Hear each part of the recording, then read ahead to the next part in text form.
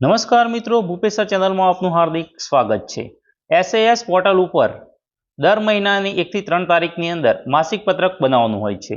તો મિત્રો, આ માસિક પત્રક કેવી રીતે બનાવવું, કઈ કઈ બાબતોનું ધ્યાન રાખવું, તેની સંપૂર્ણ માહિતી આપણે આ વિડીયોમાં જોઈશું। જો ચેનલ પર પહેલી વાર આવ્યા હો તો ચેનલને સબસ્ક્રાઇબ કરો અને વિડીયોને લાઈક કરો।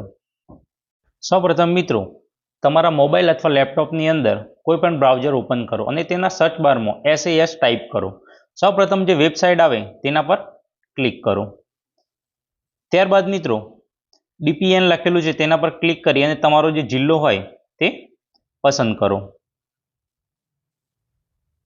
ત્યારબાદ તમારા સ્કૂલનો જે યુઝર આઈડી અને પાસવર્ડ છે તે નાખી અને લોગિન કરો। જો મિત્રો લોગિન કરશો એટલે આ રીતનું ઇન્ટરફેસ જોવા મળશે। ઉપર 3 ડોટ આપેલા છે તેના પર ક્લિક કરો અને માસિક પત્રક લખેલું છે તેના પર ક્લિક કરો। જો મિત્રો ક્લિક કરશો એટલે નીચે માસિક પત્રક સ્ટેપ 1, માસિક પત્રક સ્ટેપ 2 અને પ્રિન્ટ માસિક પત્રક આવા ઓપ્શન હશે। તેમાંથી માસિક પત્રક સ્ટેપ 1 પર ક્લિક કરો।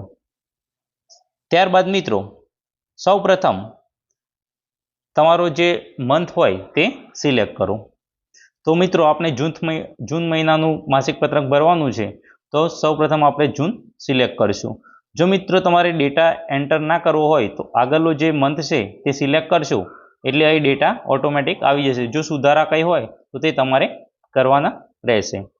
તો આપણે જૂન સિલેક્ટ કરીશું। ત્યારબાદ મિત્રો, પ્રવેશ આપેલ બાળકો, તો 5 થી 6 વર્ષના જે કુમાર કન્યાનો પ્રવેશ આપેલો હોય તેની સંખ્યા લખવાની રહેશે। ત્યારબાદ 6 થી 14 વર્ષના જે પ્રવેશ આપેલા હોય તેની સંખ્યા અને ટકાવારી। ત્યારબાદ સંખ્યાના પ્રમાણમાં શિક્ષકો કેટલા ઓછા છે અને કેટલા વધારે, જો વધારે હોય તો તે દર્શાવવાના અને જો ઘટ હોય તો તે દર્શાવવાની રહેશે। ત્યારબાદ સેવ કરી અને આગળ વધવાનું રહેશે। એના પછી ફરજિયાત અને બિનફરજિયાત વિદ્યાર્થીઓની જે સંખ્યા છે, ગયા માસના આખરે અંતે કેટલી સંખ્યા હતી તે અહીં દર્શાવવાની રહેશે। ત્યારબાદ ચાલુ માસમાં દાખલ કરેલ, આ જૂન ચાલુ માસમાં જે સંખ્યા દાખલ કરેલી હોય જે વિદ્યાર્થીઓ તે અહીં લખવાના રહેશે, કુમાર અને કન્યા। ત્યારબાદ ચાલુ માસમાં શાળા છોડી ગયેલ એટલે સર્ટી લઈને જવાથી જે સંખ્યા હોય તે અહીં દર્શાવવાની રહેશે। ત્યારબાદ સતત ગેરહાજર રહેલ અને નામ કોઈ કમી કરેલું હોય તો તે સંખ્યા દર્શાવવાની રહેશે અને માસના આખરે રહેલ સંખ્યા, તો છેલ્લે મિત્રો તમારે અત્યારે જે સંખ્યા હોય તેનું ટોટલ અહીં આવી જવું જોઈએ। ત્યારબાદ ધોરણ 1ની વિગતો, તો ધોરણ 1માં જે પ્રવેશ આપેલો હોય તેની અહીં વિગતો લખવાની રહેશે, કુમાર હોય અથવા કન્યા।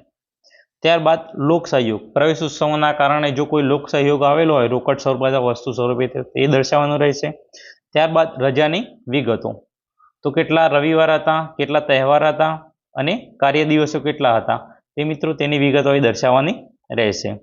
ત્યારબાદ સામાયિક, જે સામાયિક તમારી સ્કૂલમાં આવતું હોય તો તેની વિગતો લખવાની રહેશે।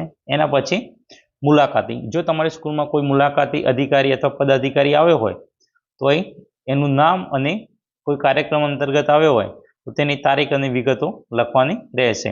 મિત્રો, આ ઓપ્શનલ છે, જો તમે ન લખો તો પણ માસિક પત્રક છે તે ભરાઈ જશે। ત્યારબાદ સેવ કરવાનું રહેશે।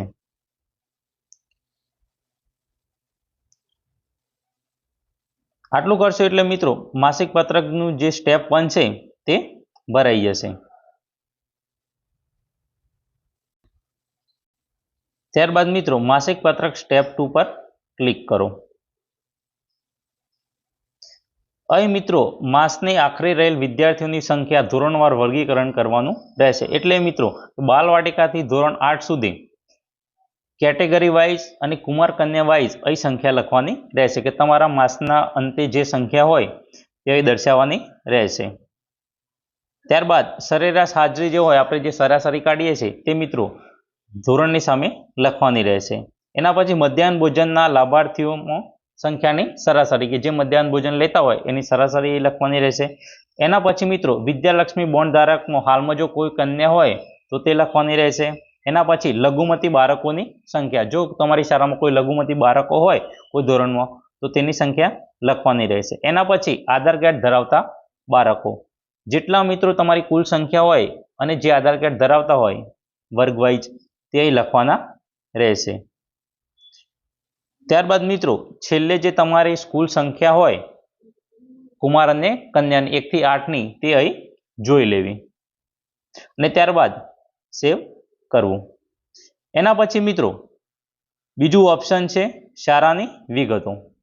તો મિત્રો આ શાળાની વિગતો છે એ તમારે સ્વચ્છતા સંકુલ કેટલું છે, મૂતળીઓની સંખ્યા કેટલી છે, મેદાનનું ક્ષેત્રફળ કેટલું છે, પીવાના પાણીની સુવિધા છે કે નહીં, આ જે તમામ પ્રશ્નો છે એના તમારે ફરજિયાત જવાબ આપવાના રહેશે. ત્યારબાદ મંજૂર સેટઅપ છે એ મિત્રો તમારે નિમ્ન એટલે કે 1 થી 5માં કેટલું છે અને ઉચ્ચતરમાં જો 6 થી 8 હોય તો એમાં કેટલું છે તે અહીં લખવાનું રહેશે. ત્યારબાદ સેવ બટન પર ક્લિક આપી દેવાનું રહેશે.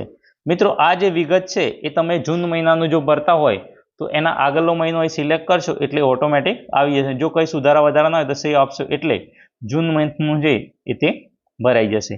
તો મિત્રો આ રીતે છે તમારે માસિક પત્રક દર મહિનાની 1 થી 3 તારીખની અંદર ભરવાનું હોય છે.